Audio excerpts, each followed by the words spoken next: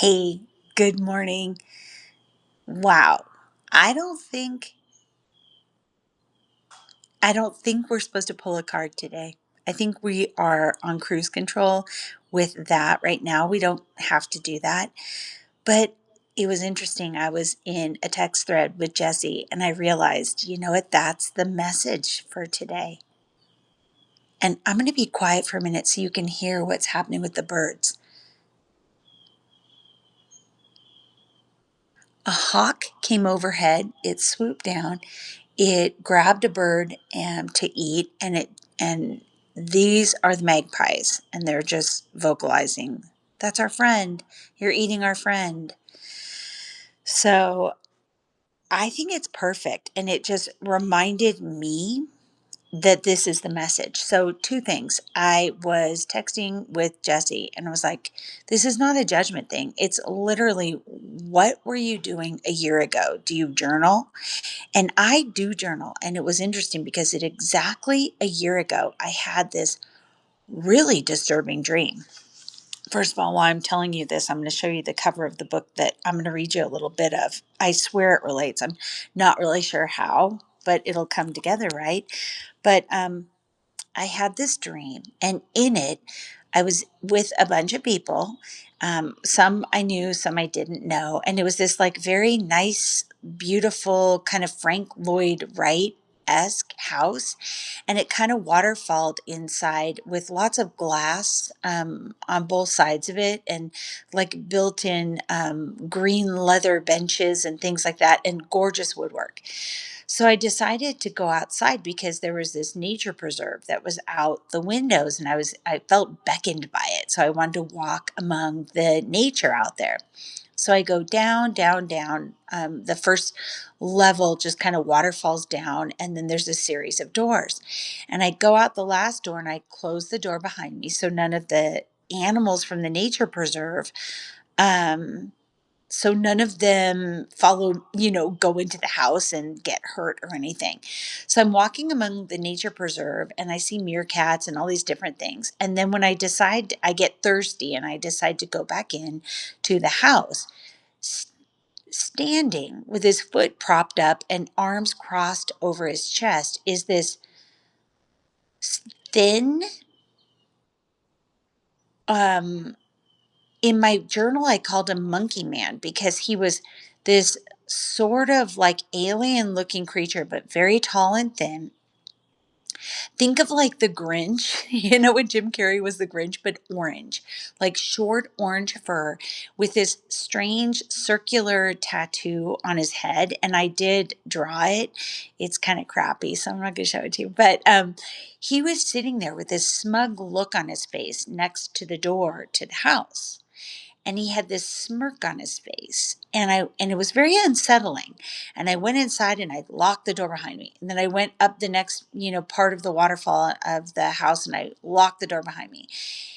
And um and I went up to tell people about the animals that were out in the preserve, but it really bothered me, this smug look on this strange creature's face.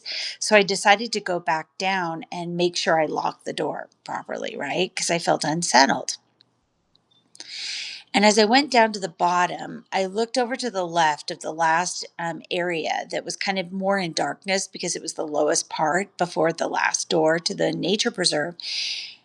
And two things hit me at once. The first thing was what I thought in my mind's eye was like a wine cellar was actually a prison cell. And then there was another prison cell, and nothing was in the prison cell, but there were bars. And then I knew what that smug look was on that alien's face, is that we all opted in to their zoo. Like we are all trapped animals in their zoo. And it sounds hopeless, doesn't it? It sounds sad and scary. But it actually reminded me when I woke up, and right now it's reminding me again a year later. Even if you accidentally gave away the most precious gift you have, which is free will, you can take it back right now. You can say, I take back my free will to myself. So if you made a joke about, Jesus, take the wheel, or this or that, whatever, and you feel like you gave away your free will, stand in your truth right now and take it back, because it's never permanent, it's never forever, and you can always take it back. That's the most important thing we have. Being ensouled in these awkward, heavy, funny, warty, silly little meat suits, that's the most important part, is our free will, because it keeps us sovereign creatures and it keeps us as these like magical power packs. So, how does it relate to this book I'm reading? I'm not really sure, but I'm going to share with you this passage that hit me to my soul bones last night. Here is the book, by the way. And what's amazing to me are the synchronicities, because this author, Stephanie Woodfield, she works closely with the Morrigan, and I've been working with the Morrigan through since October. I didn't even know her name when I first started working with her, but she was one of the ones I was working with. And I was working with Bridget as well, but Bridget I didn't feel as innately close to. But she is from Orlando, Florida. And if you listened to Sam's live stream last night with the sorting with Stella, gorgeous, amazingly talented, wonderful tarot reader, Stella, and so much more, amazing person. Um, then who is also in Orlando, Florida. So that's another reason why I knew I had to read you this passage. Anyway, this author, Stephanie Woodfield, has written a few books, but this one is Belly Full of Blood, The Morrigan and More, because people always talk about the Morrigan as, oh, be careful working with the Morrigan. Even when I bought this book at the most hardcore witch store in Denver, the person that was ringing me up said, be really careful working with the Morrigan. I said, oh, I've been working intimately with the Morrigan since October. And yeah, they've got some serious power, but I love them. So I'm going to summarize the first part so you get what the gist is before I dive into the quote that kind of hit me in my soul bones. So she talks about how everybody says there also seems to be a general feeling that the Morrigan is angry all the time, always in battle fury mode, always ready for blood. But then she asks one of the faces of the Morrigan, Bod, and Bod speaks to her as she's making these offerings on this makeshift hotel room altar next to the coffee maker. And Bob says this. Oh, after being asked why her children cannot see past this one face of the Morrigan, this one aspect of her, Bod speaks again. If you want war, I will give it to you. If you wish to fight endlessly, I will give you what you want because you have asked me. I will fill your belly so full of blood that you will beg to see my other faces. The lesson will be as easy or as difficult as you wish it. Some will destroy themselves and never see me fully. It speaks to what you are, not to what I am, right? And now probably you understand. I am head to toe in goosebumps right now because it is so important. You can fill your belly with blood. So, is there anything that you're doing that you think, well, I have to do this? I've got to keep up with I've got to keep up with the current events, or I've got to keep up with this or that. I've got to fight this battle. And the Morrigan is like, I will fill your belly with blood. That's if that's what you are seeking. But to see my other faces is going to be the moment that you say, I've had enough of that. Whatever that thing is. It can be fill in the blank to any addiction, can't it?